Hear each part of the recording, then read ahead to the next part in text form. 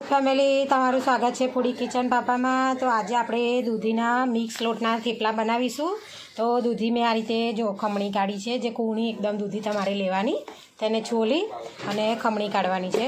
પછી આ રીતે મેં બેસન લીધું છે, થોડો જુવારનો લોટ લીધો છે, થોડો ઘઉંનો લોટ લીધો છે ઝીણો, દહીંને અને ગોળ મેં આ રીતે પલાળી દીધું છે, જેથી કરીને એકદમ આપણા થેપલા પોચા ને એવા સરસ બને। તેટલા માટે વ્હાઈટ તલની આપણે જરૂર પડશે। બીજા આપણે રોજિંદા મસાલા નાખીશું, તે તમને આગળ બતાવીશ વિડીયોમાં। તો સૌથી પહેલાં આપણે બધા લોટ ચાળી લઈશું, એક વાસણમાં મિક્સ કરી લઈશું। દહીં અને ગોળ જે પલાળેલું તેમાં આપણે બધા રોજિંદા મસાલા કરી દઈશું। હવે તો તેમાં થોડો આપણે અજમો નાખીશું આ રીતે મસાલામાં, થોડું સ્વાદ પ્રમાણે મીઠું લઈશું, મીઠું તમારા ટેસ્ટ પ્રમાણે લેવું। થોડી હળદર નાખીશું તેમાં આ રીતે, થોડું તીખું મરચું લઈશું, મિક્સ કરીશું મેં કશ્મીરી અને તીખું મરચું, વ્હાઈટ તલ મિક્સ કરીશું આ રીતે। હવે તેમાં આદું અને લીલા મરચાં નાખીશું, કારણ કે આપણે ઓલરેડી લાલ મરચું નાખ્યું છે, એટલે લીલું મરચું આપણે થોડું ઓછું લઈશું આ રીતે। હવે તેમાં આદું નાખીશું। તો આપણે બધા મસાલા આપણે દહીં અને ગોળમાં જ કરી દેવાના, જેથી કરીને એકદમ સરસ આપણો થેપલાનો ટેસ્ટ આવે છે તેટલા માટે। હવે તેને આપણે બધું મિક્સ કરી લઈશું અને લોટમાં મિક્સ કરી દઈશું। પછી પહેલાં તેને બધું મિક્સ કરી લેવાનું છે આપણે। તો જો આપણે લોટમાં પહેલાં મોવણ રેડીશું થોડું આ રીતે, પછી આપણે જે મસાલા કર્યા છે બધા તે નાખી દઈશું આ રીતે અંદર। હવે તેમાં લીલા ધાણા નાખીશું આપણે,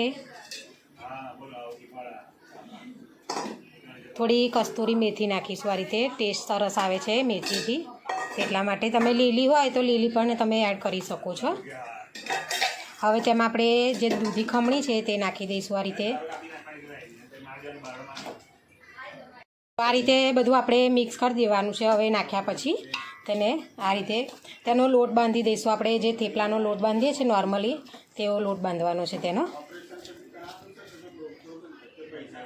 આ રીતે આપણે મીડિયમ સોફ્ટ લોટ બાંધીને રેડી કરી દીધો છે। તેમાં મારે પાણીની બિલકુલ જરૂર નથી પડી, કારણ કે દૂધી અને આપણે જે દહીંને નાખ્યું તેનાથી જ આપણે લોટ બંધાઈ જાય છે, પાણીની સહેજ પણ જરૂર પડતી નથી તેમાં।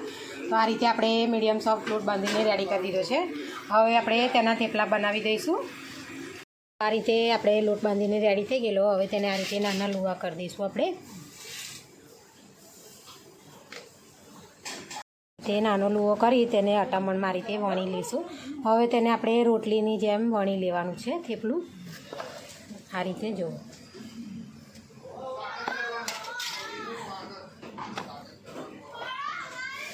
એ થેપલું બનાવીને રેડી કરી દીધું છે।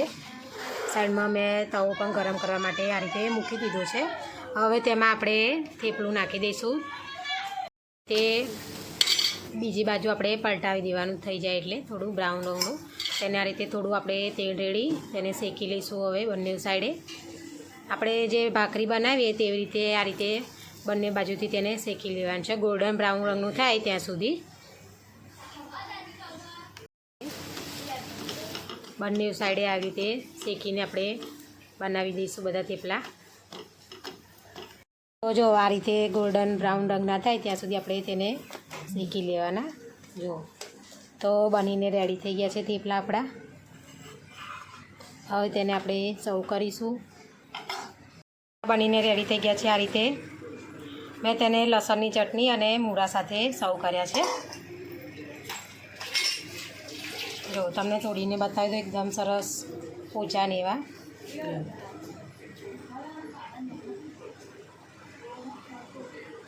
તો જો અમારી વિડીયો તમને પસંદ આવી હોય તો લાઇક શેર સબસ્ક્રાઈબ કરવાનું ભૂલતા નહીં। Thanks for watching.